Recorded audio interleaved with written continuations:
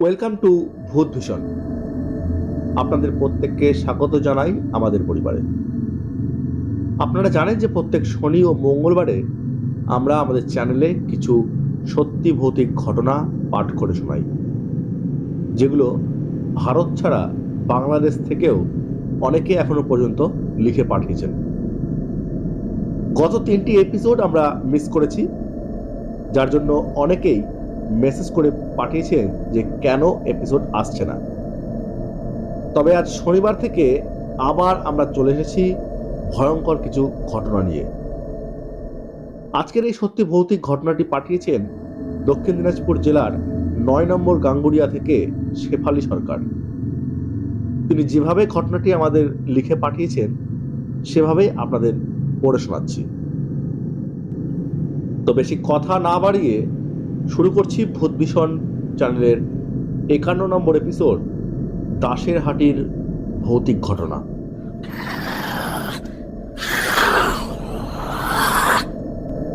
স্নেহের শুভ, আশা করি ভালো আছো, সাথে তোমার পুরো টিমও ভালো আছে। আজকে আমার জানা একটি ভৌতিক ঘটনা লিখে পাঠাচ্ছি, যেটি শুনেছিলাম আমার মামার বাবা অর্থাৎ সম্পর্কে আমার এক দাদুর থেকে। ঘটনাটি বেশ খানিক বছর আগের, সালটা মনে নেই, তবে অনেক বছর আগে দাদুর থেকে শুনেছিলাম। ঘটনাটি আমার এই দাদুর নিজের সাথেই ঘটেছিল জমিতে চাষ করতে গিয়ে। দাদুর বাড়ি ছিল বাংলাদেশের দাসের হাটি গ্রামে, যেটা তৎকালীন ঢাকার মধ্যে ছিল। সেই সময় ট্রাক্টর আবিষ্কার হয়নি, যার জন্য লাঙ্গল দিয়েই জমির চাষের কাজ করতে হতো। আমার এই দাদুর নিজস্ব বেশ কিছু বিঘা জমি ছিল। দাদু নিজেই সেই সমস্ত জমি লাঙ্গল দিয়ে চাষ করত। বাড়িতে গোয়ালে বেশ কয়েকটা গরু আর 2 জোড়া বলদ ছিল।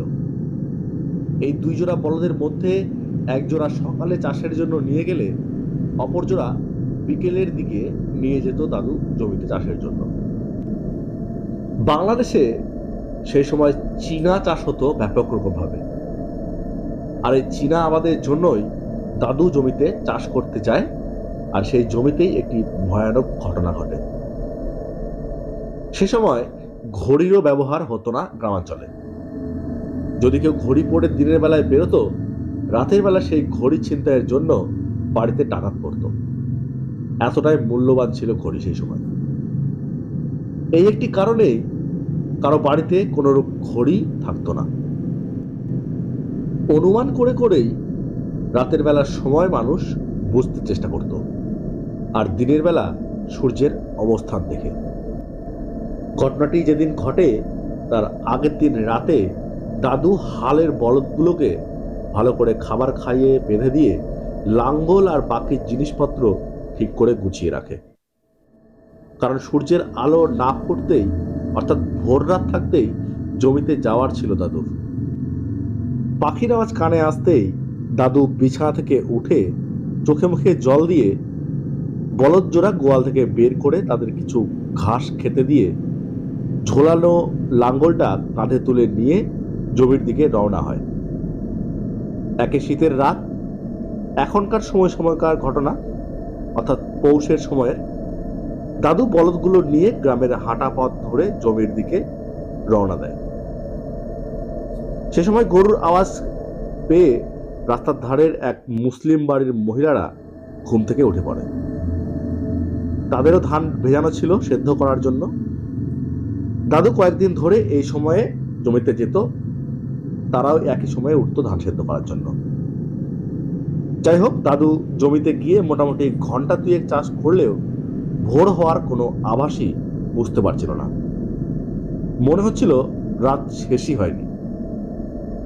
যাই হোক, এই ভাবতে ভাবতেও আরো বেশ খানিকটা জমির চাষ হয়ে গেলেও সূর্য ওঠার কোনো লক্ষণ না থাকায় দাদু একটু বিচলিত হয়। হঠাৎ দাদু দেখতে পায় হালকা কুয়াশার মধ্যে কেউ যেন জোরে জোরে হেঁটে তার দিকে আসছে। দূর থেকে পরিষ্কার বোঝা না গেলেও একটা ভয়ানক বিষয় চোখে পড়ে দাদুর। সেটা হলো, যে হেঁটে আসছিল তার মাথার উপরে আগুন দাউ দাউ করে জ্বলছে, আর সেই জ্বলন্ত আগুন থাকা অবস্থায় কেউ হেঁটে আসছে। হয়তো এখনকার অনেকে বলবে যে মিথেন গ্যাসের কারণে এইসব আগুন জ্বলার ঘটনা ঘটে থাকবে। তবে দাদুর বিষয়টা আরো স্পষ্ট হয় যখন সে দেখে সেই মানুষাকৃতি চেহারার হাত পা শরীর থাকলেও মাথা নেই, আর এই নিষ্কন্ধ বস্তুটির গলা থেকে আগুন বেরোচ্ছে। দাদু বুঝতে পারে যে এটা খারাপ কোনো কিছু। হিন্দু মতে সবাই বিশ্বাস করে যে গরু সাথে থাকলে ভূত প্রেত বা অন্যান্য অপদেবতা কাছে ঘেঁষে না বা তারা ভয় পায়, যার কারণে দাদু লাঙ্গল এক হাতে ধরে এক হাত বলদগুলোর গায়ে রাখে। তা সত্ত্বেও দাদু দেখে সেই অপদেবতা বা নিষ্কন্ধা দাদুর দিকে তখনও এগিয়ে আসছে। দাদু তখন আরো ভয় পেয়ে দুটো বলদকে এক জায়গায় দাঁড় করিয়ে তাদের পেটের নিচে চার পায়ের মাঝখানে ঢুকে বসে থাকে। এরপরে দাদু দেখে তখনও সেই নিষ্কন্ধা তার দিকে এগিয়ে আসছে, আর তখনও আগুন বেরোচ্ছে তার গলা থেকে। যেমন আগ্নেয়গিরির থেকে অগ্নুৎপাত হয় ঠিক সেরকম। এরপরে ঠিক যখন 10-12 হাত মতো দূরে সেই নিষ্কন্ধা চলে আসে, আমার দাদু গরু লাঙ্গল ওখানে ফেলে রেখে গ্রামের দিকে ছুট দেয়। যে মহিলাগুলো ধান সেদ্ধ করতে উঠেছিল তাদের ধান সেদ্ধ করা তখন শেষ হয়ে যায়।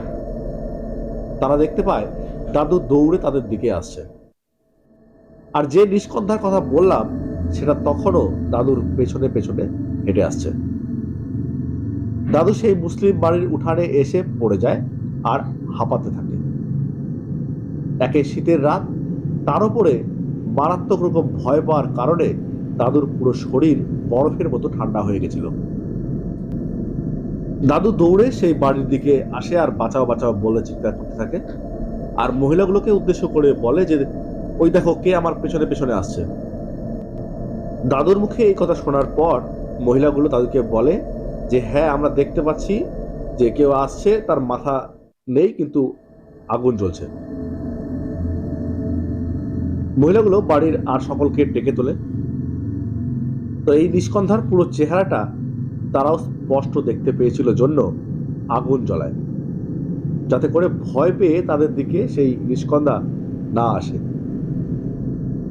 আগুন জ্বালানোর পরে সেই অপদেবতা বা ভূত বা নিষ্কন্ধা যাই বলি না কেন, সেটা তাদের সামনে অদৃশ্য হয়ে যায়।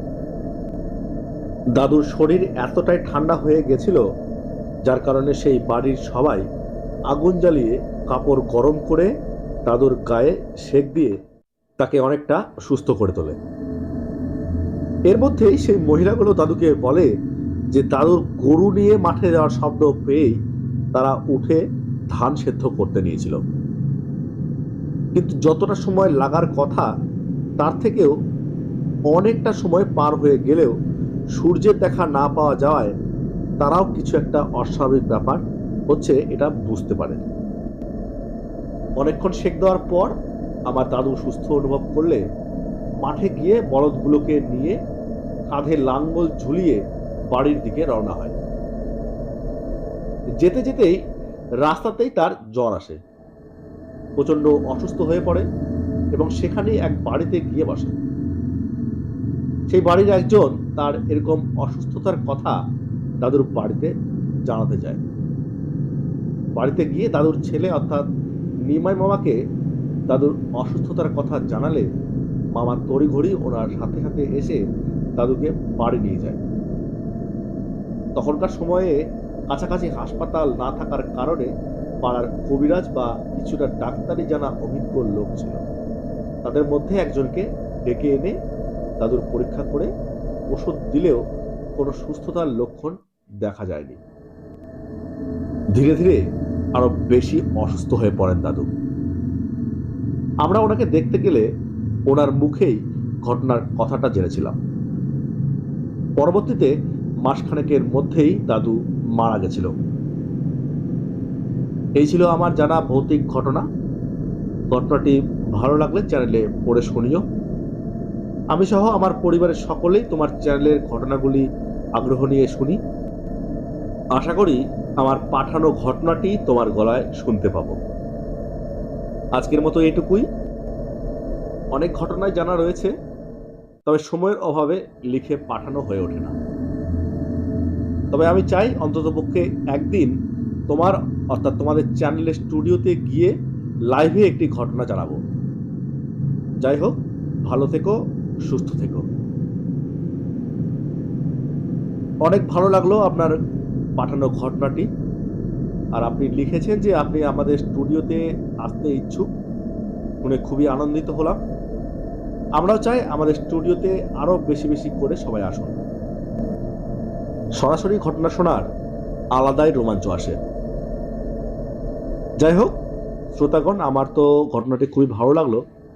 আপনাদের ঘটনাটি কেমন লাগলো কমেন্ট বক্সে কমেন্ট করে অবশ্যই জানাবেন। ভালো লাগলে অবশ্যই লাইক করে আমাদের আরও মোটিভেট করবেন।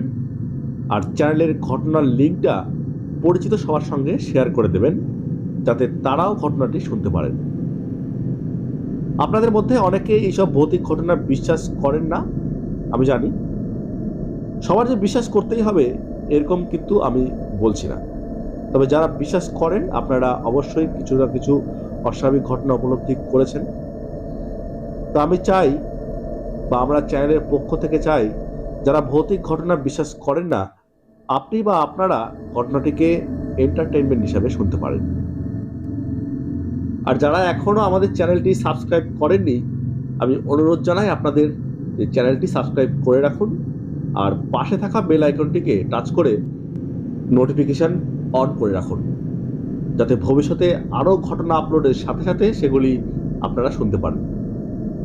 তো প্রিয় শ্রোতাগণ, আপনাদের যদি এরকম কোনো ঘটনা জানা থাকে, অর্থাৎ ভৌতিক ঘটনা জানা থাকে, বা আপনাদের সাথে যদি এরকম কোনো ভৌতিক ঘটনা ঘটে থাকে, তাহলে সেই সব ঘটনাগুলি আপনারা আমাদের জানাতে পারেন আমাদের চ্যানেলের ভেরিফাইড ইমেল আইডিতে ইমেল করে। আমাদের চ্যানেলের ইমেল আইডি হলো bhutbhishanstory@gmail.com। এছাড়া আপনারা আমাদের সঙ্গে সরাসরি যোগাযোগ করতে পারেন আমাদের ইনস্টাগ্রাম অ্যাকাউন্টে মেসেজ করে। আমাদের ইনস্টাগ্রাম অ্যাকাউন্ট হলো শুভ1694। এছাড়া অমৃতা সরকার 4540। তো আগামী মঙ্গলবার আরও একটি রোমাঞ্চকর ঘটনা নিয়ে ফিরে আসব। ততক্ষণ পর্যন্ত সবাই ভালো থাকুন, সুস্থ থাকুন। শুভরাত্রি।